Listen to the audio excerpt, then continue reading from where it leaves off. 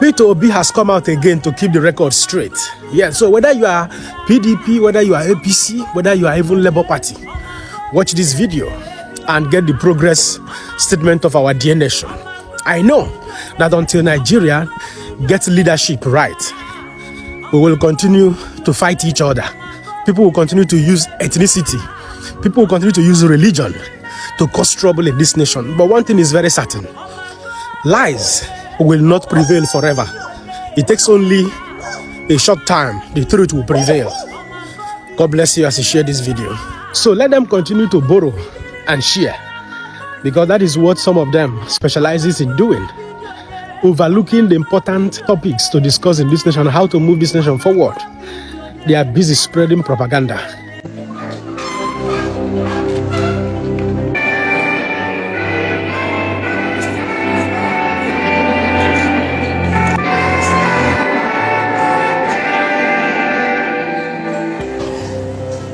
Excellency, go and read the letter I wrote to World Bank asking for $82 million to build Kaichi Dam to provide 760 megawatts of electricity.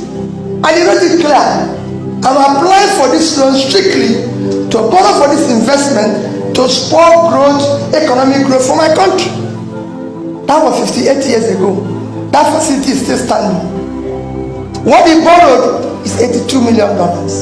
We now owe $120 billion without anything to show for it, because we consumed it. It was for consumption. There's nothing wrong with borrowing. Every country of the world borrows. No country.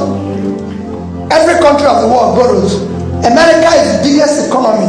They are owing over 100% of their GDP. The second biggest economy is China. They are owing about 60% of their GDP. The third one is Japan. Japan is owing 230% of their GDP. It can go on and show you. Even Netherlands, that had the highest sovereign wealth fund of 1.4 trillion, Your Excellency, is owing 50% of their GDP. So everybody borrows. The difference is what you use the borrowing to do. Where did you invest it? What did he create? Our own was for consumption. People are borrowing for investment. And I've gone from countries to countries everywhere to show that this is happening.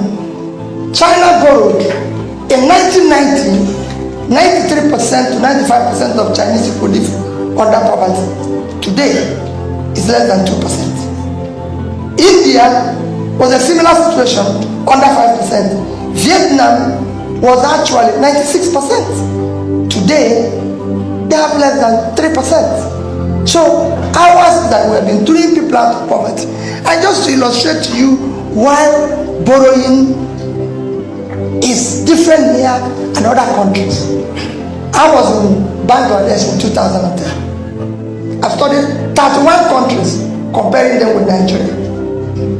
In Bangladesh in 2010, Your Excellency, they had a GDP of $115 billion with a per capita of $747 per capita, and their debt was $45 billion, 36% of their GDP in 2010. Nigeria as at then had a GDP of $375 billion, per capita of $2,250. So we are 3 times Vietnam in terms of per capita, which is a real measure of wealth. And our debt then was $30 billion, less than 10% of our GDP. Today, Vietnam GDP is $340 billion. They've grown by 3 times. Their per capita is $2,050. They've grown by 10 times. Their debt also increased to about $116 billion, which remains even less than 36%, because their debt is now about 32% of their GDP, which means they borrowed more, they invested it. If you go to Vietnam today, the exports, their overseas diaspora fund, everything has increased. Today, Vietnam exports garments, $36 billion, to once what we earn from oil. Garments, they're not just garments. That's what they export. Not it's something that is sophisticated. no small businesses, which we're not doing here. And in our situation, our GDP today is about $400 billion. Our per capita, which is a real measure of wealth, is now 1,000, call it 2,000. So we've actually lost about 11% of what we were in 2010. And our debt has gone from $30 billion to $120 billion. So we borrowed about $100 billion, which nobody can explain what was invested. And when, as they say, it's for capital project. If you borrow money and it didn't impact on your GDP, it didn't impact on your capital, you consumed it. That is the crisis we face as a nation. The consequence is that our debt servicing now is over 90% of our income. In 2001, first 5 months of 2001, Your Excellency, Nigeria as a country made $1,847 billion naira. We use 1,802 to service debts. 98%, only 45 remaining for a country of 200 million people, and we're borrowing more. We said last year our budget was 13.5 trillion. We are going to borrow only 5 trillion. We borrowed 7. This year, our budget plus subsidy and everything will be hitting about 20. They said they are going to borrow only about 6. Your Excellency, we're not going to borrow less than 10. And that is the crisis of us. And what are we even borrowing? With these monies, we are now issuing foreign bonds of 2040, 2045, 2060, when we are no longer going to be here. And our children, in the past 1 year, Nigeria has not put 1 naira in the sinking fund. Not 1 naira. So even when you are servicing debt, you're supposed to be saving money to pay the debt. When it matures, we are not putting money there. The crisis is that when we are dead, our children will have nowhere because we've eaten their future. And nobody is talking about that. And we need to move this country in. And there's only wrong in this country. It's a country that can be changed. Look at something like Taraba. Look at what is happening all over the world. Today we are struggling with oil, sharing of oil money, Who is doing that? Even in America, that is the biggest country in the world, Texas, that is producing several more oil than we are producing. The biggest state in America is California. And what does California do? Texas is not even number 1. They're not number 2. They're number 3. Texas GDP today is 3.4 trillion. 8 times Nigerian GDP. They have no oil. What they're exporting is agriculture and knowledge. Agricultural materials and knowledge. That's all that is making them that thing. Well, we are here fighting over a diminishing access that has since expired. All you didn't say Venezuela. Venezuela has 10 times more oil than Nigerian deposits, and yet that collapse. And we're here fighting about oil. No country is talking about oil today. Vietnam, countries and nations have ever. Look at the vast land I saw when we are arriving here today. I told the people in Niger, you have 76.3 square kilometers of land in Niger State. Your Excellency, they can't feed themselves. They can't feed Nigeria. They don't export anything. The other one is natural. When you deal with natural one, because people have means of livelihood, you deal with support to your security agencies, which is renewable every year. And with this, we generate more money. Every day, Your Excellency, we say in this country, and we don't have revenue. We don't have revenue. Even if our government said the revenue to GDP is too low, it has to be low. Because there are millions of people who are not doing anything. The more your people are doing something, the more your economy is productive, the more revenue you generate. You can't generate revenue for people who are not doing anything. It's a simple thing. It's been done everywhere in the world, and it's very easy, Your Excellency. It's not a case. If you go, and where do you generate the most revenue? In your youth, the young ones, in their productive age. You have to invest in them. And what do they need? They need access to capital and training. They have the idea. They can change the world. It's not a sophisticated thing. Nigerian youths are talented. All they need is support. And it has to be government determined support. It's happening in China. If you go to Indonesia, they have a particular number of their loans that go to small businesses. What changes the country is small corporations. Nothing by saying it the way we are saying it here. There's no money. They'll tell you, oh, every day here government support to small businesses. It's not true. The only way you will know it's not true is that go and check the total lending of all the banks. I've shared 2 banks. It's about 30 trillion. Out of which less than 5% go to small businesses. It cannot happen. In Indonesia is written 25% of all their loans go to small businesses. China is 20, they just increased it to 30. The consequence is that if you go to these 2 countries, if you go to Indonesia, 98% of the companies are small businesses. In fact, Indonesia, a country of about 250 million persons, their total employment is 140. Small businesses created 130 million jobs. Only 10 million is created by other people. In Indonesia, they even have Ministry of Small Businesses to support it. In China, look as China is. China today, all their productivity, all their GDP is about 60-65% from small businesses. The total employment in China is 800 million. Small businesses provide 60% of that, which is 540 million. So you must support this engine. It is critical. We're not doing that. What we are doing here is celebration, sharing. Nigeria has a sharing formula. Nobody comes anything.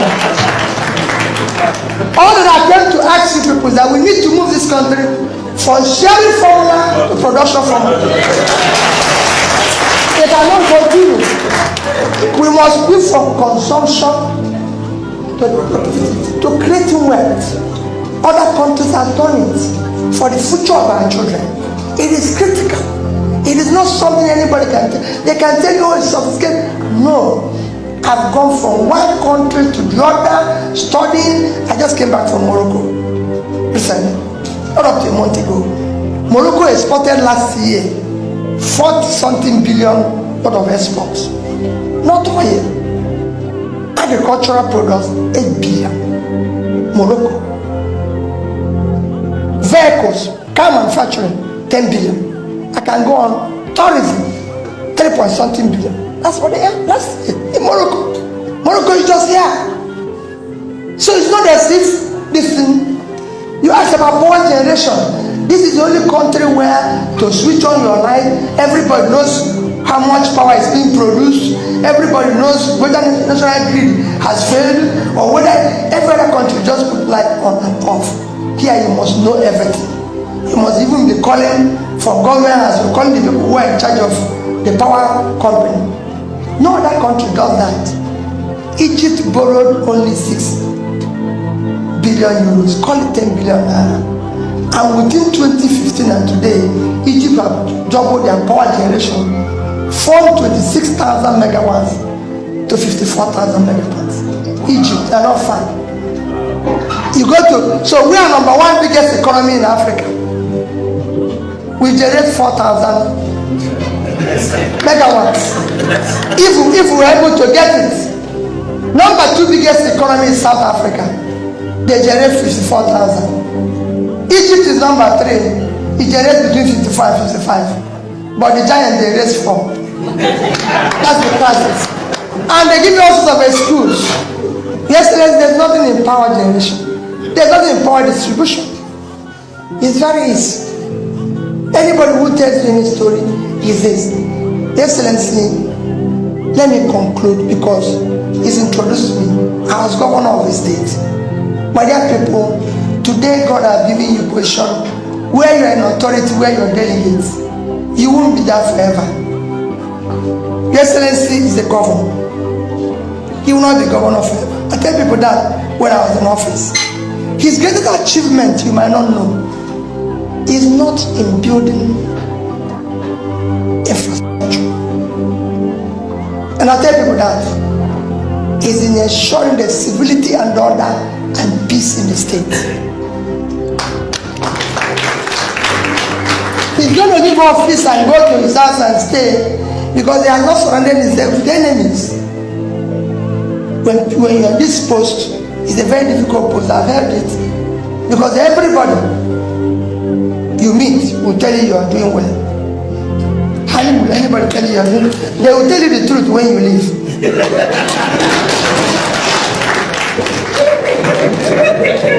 When you leave here, the announcement you'll be hearing, you'll be wondering whether it was these people who was announcing this. So what I tell people is that it is important that you know you're not going to be here forever. And make peace. Ensure that you do the right things as much as you can. I live in Onitsha today. I don't live any outside anywhere. I don't have a house anywhere outside Onitsha. That's where I live. I live with the people. So there's no more security. There's no more thing. Before you come to church or come to anywhere, 10 people will stand up for you to sit down.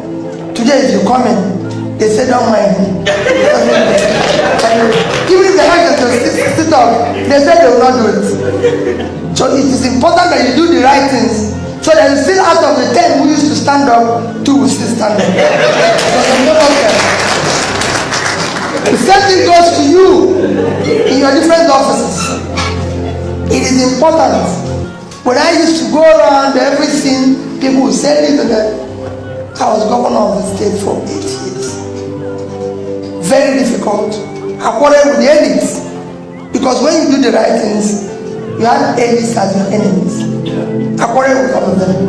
I used to go to Abuja, and the president would say to me, your people are not happy with you. And I would say, Mr. President, I never promised happiness. I promised to shut down the cost of governance in order to fix school, in order to make things work. With that, we moved our education from number 1, from number 26 to number 1. Because that's what I promised. Every senior prefect of secondary school have my phone number. I speak to them, but I don't speak to the elites, because they are part of the confusion. And they will tell you everything. I used to go to Abuja where the president's wife would quarrel with me and said, you're the only governor with that office of first lady. And I said, listen, my wife never campaigned. Nobody voted her. 2 of us are too close. Since we signed to be one in our marriage, it's part of me. So let us because the same people who are following her as officer will tell you what is committed. So I said, let's have less confusion. You see that? So we shut down every cost in order to be able to function. And when I left, some people say, oh, how can you leave money? How can you do this? I said, well, it's their money. It belongs to them. I'm going, hand it over public, just to come in where he said now. The day I left office, I invited everybody. If you go to Access Bank, the day I left, I had $50 million to $1 billion. I had the Fidelity Bank, $56 million to $12 billion. I had in Diamond Bank, $50 million, because I was saving in dollars and naira. I had $50 million to $12 billion. Handed it over to the incoming governor. This is my 8th year of living office.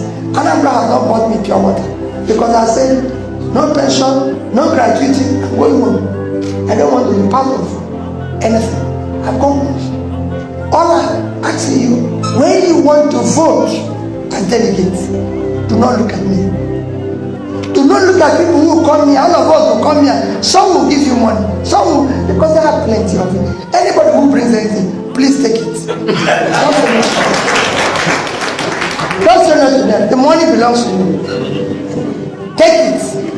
But when you want to vote, put the picture of your children in front of you and ask yourself, which society do I want these children to live? Because they might not be delegates. You are delegates. Your children will not inherit. It's not an inheritance. They will inherit it. So, which society do I want them to live in? And focus your life. We can't continue this way. Our nation cannot continue this way. The abuse is too much. And we can stop it. Let nobody tell you we cannot stop it. Even corruption that we shout at, we can't stop corruption. If the governor is not stealing, if his wife is not stealing, his children and relations are not stealing, reduce it by 60%. I've been a governor. Like Your Excellency, everything that passes through here, you will approve. I've approved it. And I can say it. I know what people say behind him. If they're not telling him the truth, I'll tell him as okay, this job, I meant.